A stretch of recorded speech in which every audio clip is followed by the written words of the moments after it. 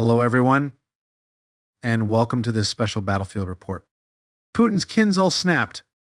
In the early hours of September 29th, Ukraine executed a formidable strike, deploying between 125 to 150 drones targeting multiple Russian ammunition depots. At least 4 locations erupted in flames, with deafening explosions heard across the regions. For their robust military stockpiles, Russia's arsenals have been severely impacted this time. Reports indicate that Russian forces now have only 2 major ammunition depots remaining. As Ukraine intensifies its counteroffensive, it's highly likely these last 2 will also be targeted decisively. Ukraine's victory plan is clearly in full swing, and the sound of triumph is nearly audible.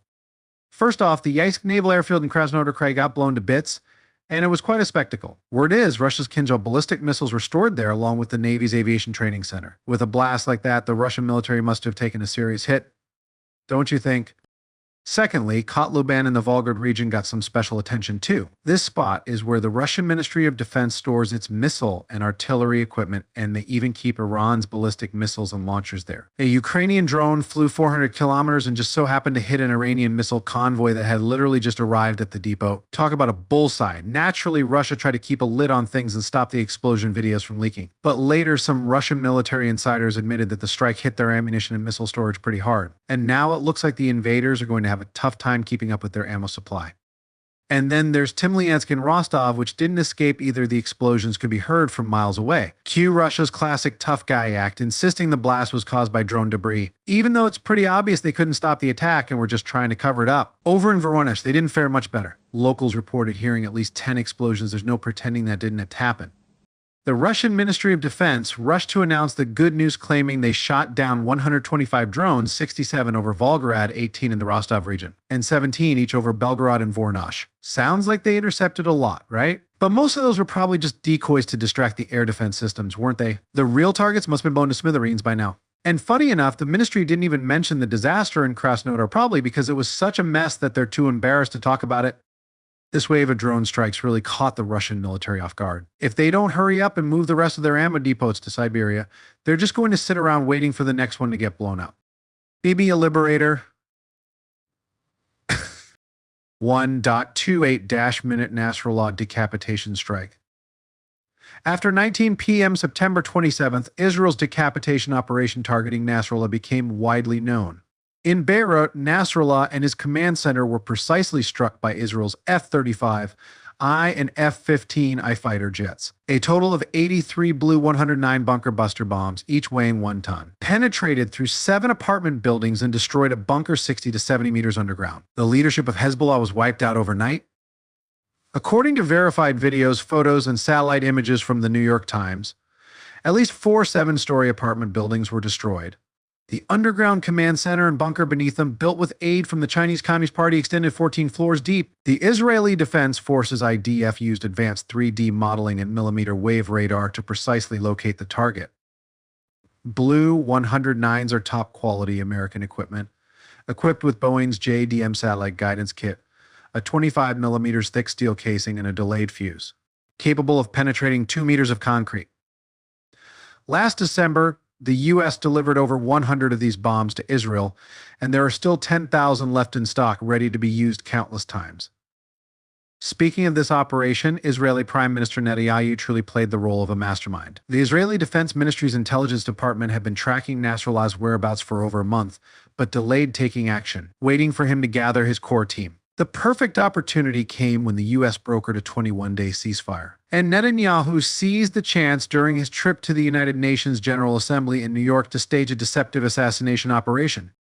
When Nasrallah, along with Iranian representatives and Hezbollah senior leadership, gathered at the Hezbollah headquarters in Beirut's Dahiyeh district, Israeli Chief of Staff Herzi Halevi relayed the information that Netanyahu was still in New York. Netanyahu immediately cut short his press conference, returned to his hotel, and personally gave the order to strike.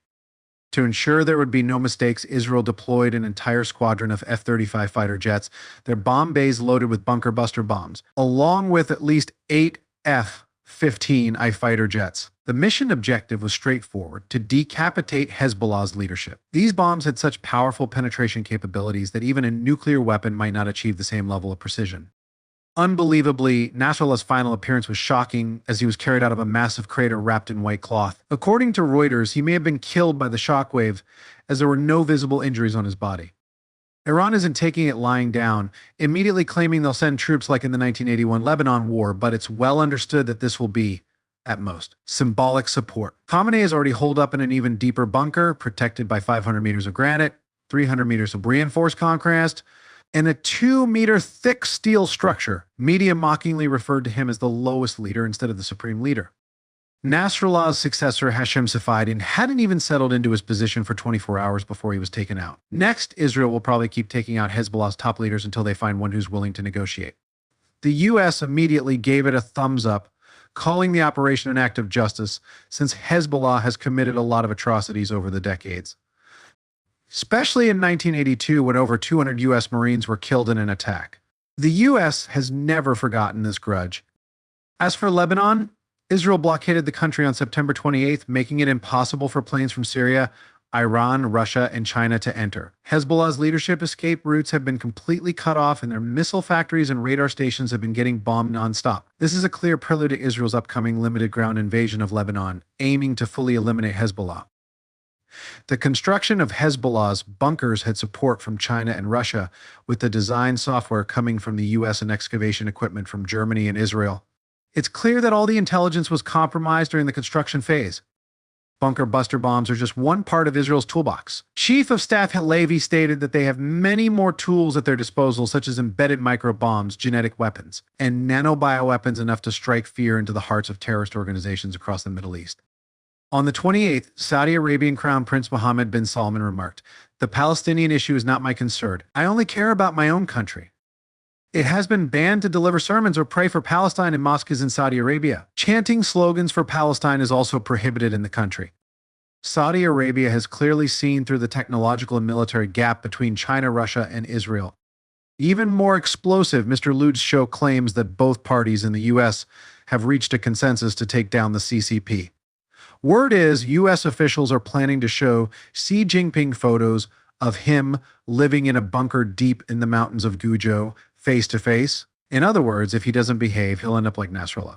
Although these decapitation operations haven't started yet, they've got everything lined up behind the scenes. The West has solid evidence that China has been supplying weapons to Russia, and the drone deals were fulfilled back in 2023. Once each evidence is exposed, nobody's getting off the hook. As for Russia's weapons, they're a joke. The myth of Soviet-era Maoist weaponry has long crumbled on the Ukrainian battlefield. And China's so-called strong nation weapons, let's be real, everyone knows the truth. Apart from scoring a few points among tribal militias, they haven't even shown up in precise military actions like Israel's. And you think China and Russia can go toe-to-toe with the US? Come on. Starting a world war, playing a new Cold War game. China and Russia don't even qualify.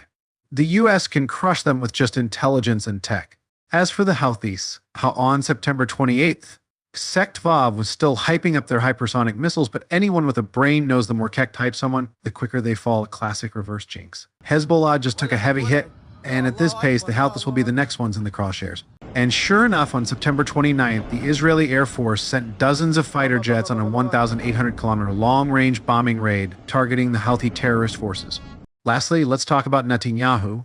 When this guy was wiping out Hamas, people called him a terrorist. When he wiped out Hezbollah, they dubbed him a terror tycoon, but don't worry, at this rate, after a few more cleansings, when all the Middle Eastern terrorists are breed out, he'll become the liberator of the Middle East by then. His name might actually get engraved in the textbooks of modern warfare, crowning him the king of decapitations.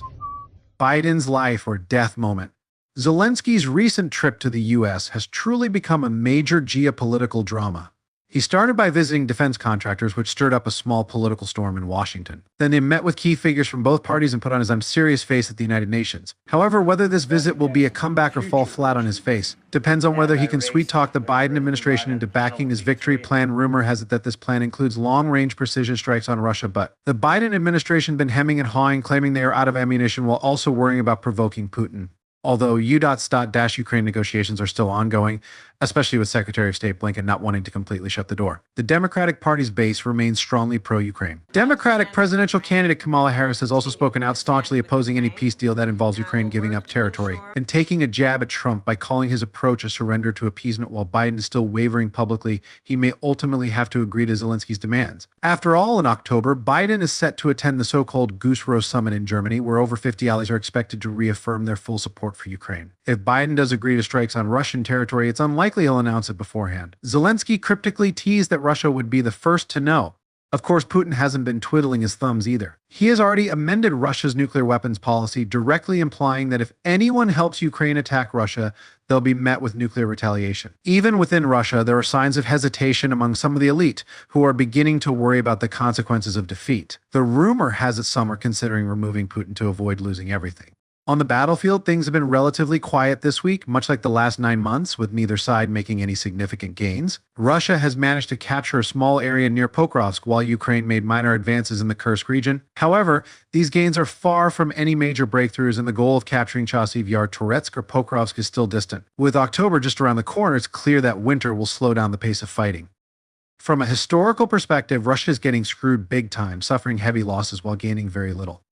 As for Ukraine, while they haven't had any glorious victories, it's worth noting that for the first 4 months of this year, they were fighting without much U.S. support. Back in early May, when Russia launched its strategic Kharkiv offensive, they probably didn't expect that by October, the map would still look the same. They're definitely feeling pissed. The Russians have been drawing red lines, and outsiders are beginning to question the West's responses and strategies. Wolfgang Ischinger, a veteran German diplomat, recently stated that Western countries shouldn't always worry about Putin's red lines, but instead start drawing their own hard lines. For instance, if Putin continues bombing Ukraine's civilian infrastructure, the West should authorize long-range missile strikes on Russian targets. This sounds tough, but the problem with drawing red lines is that you have to enforce them. Otherwise, you risk repeating Obama's mistake in Syria, where he set a red line against chemical weapons, but when Syria crossed it, Obama did nothing, leading to a total collapse of the situation. In reality, the U.S. government's primary concern right now is avoiding any unpredictable consequences before the election. Biden certainly doesn't want to spark any chaos at such a critical juncture, with the election being the administration's top priority. Recent polls show Kamala Harris and Trump are neck and neck in several key battleground states. While Harris is slightly ahead overall, it's still anyone's game. Biden will likely wait until after the election to make any major moves regarding Ukraine, otherwise a misstep could cost him the presidency. On the political front, Ukraine has its own curveball strategy to save itself. There have been rumors recently suggesting that some are advocating for freezing the occupied territories temporarily while accelerating Ukraine's entry into the European Union war and pushing for NATO membership for the current Ukrainian territories. This way, Ukraine's existing land would be under NATO's protection, while the occupied areas could be dealt with later, possibly years down the line, when the global situation might have changed. This delay tactic might not be a bad idea after all, since no one can predict the future. Moreover, everything depends on the outcome of the 2024 U.S. election. If Trump wins, the likely result could be a temporary ceasefire, with Ukraine taking a step into NATO, while the territorial issue is shelved for later. After all, it's a hot potato that no one wants to handle right now. For these videos, for example, after our explanation video, we can edit the content a bit, pick out the interesting parts, the parts people would enjoy watching, and add them at the end. As for the subtitles, just add the ones I've written. Keep it simple and clear so the audience can really see what the battlefield is like. 1-ton bunker busting bomb to decapitate Nasrallah. Israel didn't hold back this time, pounding the power plant in Port in Hodeidah, Yemen, in retaliation for the Houthi missile strikes. The scene was nothing short of explosive. The Ukrainian Ministry of Defense announced that Ukrainian forces successfully repelled yet another Russian offensive. The front lines remain intense, but Ukrainian defenses are holding strong. The full details of a U.S. U-2 spy mission were revealed in the video. The breathtaking views from 20,000 meters above the ground are truly awe-inspiring. In Kursk, a HIMARS cluster bomb took out over 140 geese. The video shows feathers everywhere, a somewhat absurd scene.